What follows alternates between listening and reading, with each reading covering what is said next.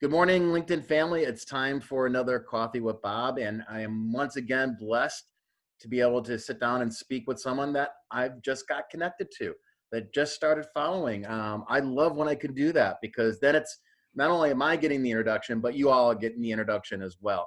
So today we are talking to the wonderful Sarah Wilson, and I'm very excited, Sarah. Thanks for having me. I'm excited to be here. Yeah. I'm so glad you could join me. Tell us, Sarah, a little bit about what you do.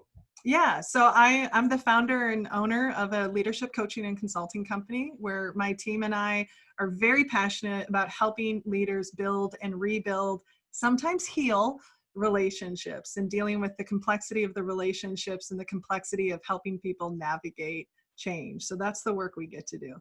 Wow, that's interesting. That's I think a very much needed field these days. Yes, here's the thing. I always lovingly say I got more training in how to drive a car than I did in how to have conversations and navigate conflict and deal with complexity and uncertainty. And so it's an incredible opportunity to be able to help people build those skills now. Awesome. Well, I think especially in these, very politically charged times, Mhm. right? It could be difficult, I can imagine, for senior leadership. Yeah, and what's interesting is that something that I'm observing is that, pre-pandemic, people would be able to sort of protect their political leanings, right, outside of work. But they're showing up in different ways now, especially related to how people respond to the pandemic. And what we're noticing is there's tension rising that's Right. not directly political, but indirectly influenced by that. And what does it look like for us? It's all about adopting a curiosity first approach. Just how can we get more curious about the other person and about ourselves? Yeah, I can imagine. So how do you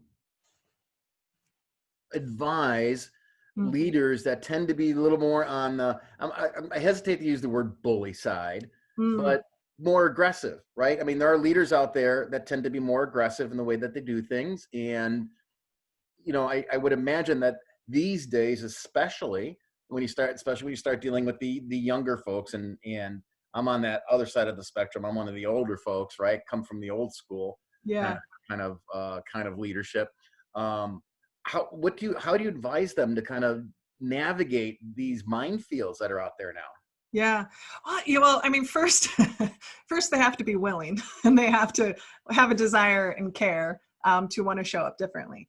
And, yeah, but you can get results being assertive. You can get result. Well, there's nothing wrong with being assertive, but Right. certainly you can get results, short-term results being aggressive. But the reality is long-term, that's going to have a significant impact on engagement, on trust, on people's energy to do work. And especially now, those people who I would say have more of that suck it up buttercup mindset, what we're hearing from their team members is, I don't know that this is who I want to be with long term. Right. Whereas those leaders who are showing up with more empathy, more understanding, more, honoring their human challenges, because we're all being stretched in so many ways right now, that we hear things like people saying, oh, wow, this is such a great place to work. And I'm so grateful that I'm here. And I think for me, it's always, if I'm working with somebody who it's more comfortable, because let's face it, it's easier to be command and control. It's easier for me to just tell you what I want you to do and Yeah. you do it. It's easier for me, but it may not be as effective. So for me, it's always getting clear about what's the impact they want to make, what's the results they want to get, and to help them understand how their intentions may not be having the actual impact that they want to make. Like, yeah, that person is doing the work, but they're also incredibly burnt out. They don't trust you, right? Which means they're not going to show up at their best. And I'm helping anchor in what's important to them and then give them strategies for how to show up more powerfully. But Awesome. it's always challenging. I just was talking to somebody the other day that's like, well, I just remove all emotions from any conversation. I was like, well, so how does that work? Because we're humans and emotions are in the room no matter what. Yeah. So I'm like, Yeah. I don't want you to avoid it. I actually want you to understand it and regulate it. That's what I want you to get to. Yeah, yeah. I find it hard to. I'm a more emotional person. I consider myself to be a servant leader. I like to, Mm, I like to help others out and prop them up and work that way. I have a hard time separating the emotion. yeah. I think that's personally, I think that's bad to do because, like you said, we are humans, and we have emotions. Yeah. I'm I'm very blessed. I work for a family-owned organization where it was Mm. started by a dad and his son, and to them, the atmosphere, the community has always been very important, right? It's Mm. always been very important in our organization to make sure that the employees feel safe, Mm. employees feel trusted, and Mm. and the staff feels heard. You know what I mean? Uh, Yeah. I think, just judging from a couple of my friends who are going through the stress right now, that it's not that way in very many It places. is. No, it is. And that divide is becoming really clear. Well, I mean, to hit on that is, you used a really important term, which was safe, that people feel safe. And what we know is truly high performing teams, the thing that separates them from average or low performing teams is psychological safety. Do I feel safe with you? Do I feel like you have my back? And do I feel like you and I can disagree? Like, can I disagree with you? Can we have tough conversations? And I know you won't retaliate, right? Right. So it's so those people who want results, like building that safety is so important. But it's even more important right now because the level of stress is so high Oh yeah. across the Yeah. board. Well, here, especially, yeah, I live in the Chicagoland area, so here in Chicago, every day is a new different stress. Don't even bother watching the news anymore. Right, right. I mean, I'm calling in from Iowa, which means we're, unfortunately we're leading in Yeah. cases. Yeah, so it's just a whole different ball game. Yeah. So what do you say to staff, Mm. employees who have to deal with, and what was their best bet for dealing with someone who may be, a little too over the top, or a little too aggressive, or whatever the case may be? Yeah. I mean, it's a little situational, obviously, because it depends. I mean, are we talking really abusive, toxic behavior? Or are we talking just different styles? Is this somebody just direct and you prefer to be more indirect? Or are we talking Mhm. about somebody who's being verbally abusive? Because verbally abusive or doing abusive behavior, that's a totally different ball game.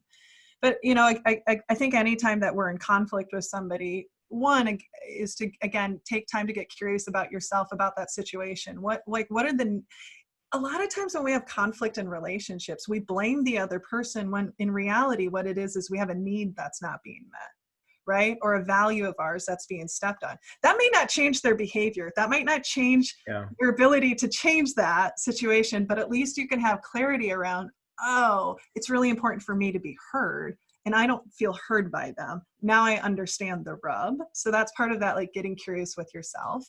And then potentially, which sometimes is hard, get curious about the other person, right? Of just what makes sense to them.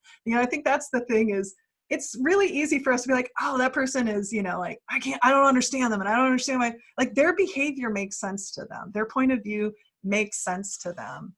And depending on the level of safety, right? If it's really overtly abusive, that's different than is there an opportunity to have a conversation? Or is it a situation where I might either have to accept that this is it, like this is the situation, and how can I show up in a way that feels good to me? I mean, you can have conversations with people that might not have the results, but if I can show up in a way that is aligned with my values and I can show up in a way that feels ethical, right, to Right. me, then at least I can leave that situation going, I did the best I could. Hmm. But it's hard though, because sometimes it may mean that you have to leave a situation, which really sucks for people when they're like, I love my job and I love my team, but this is too much for me to navigate right now. Yeah. Yeah. No, I get that. Sarah, thank you so much. I mean, fascinating conversation. Good stuff that I think a lot of people can learn. If you're not connected with Sarah, if you're not following Sarah, I highly recommend that you do that today. She's tagged in this post, and follow the people that I'm tagging in the post too, and connect with as Yeah. many people you can. It's all about building your network. I say this over and over again, and I truly believe it. It only takes one connection to change your life, guys. So go out there and make them. Sarah, thank you again. I truly appreciate it.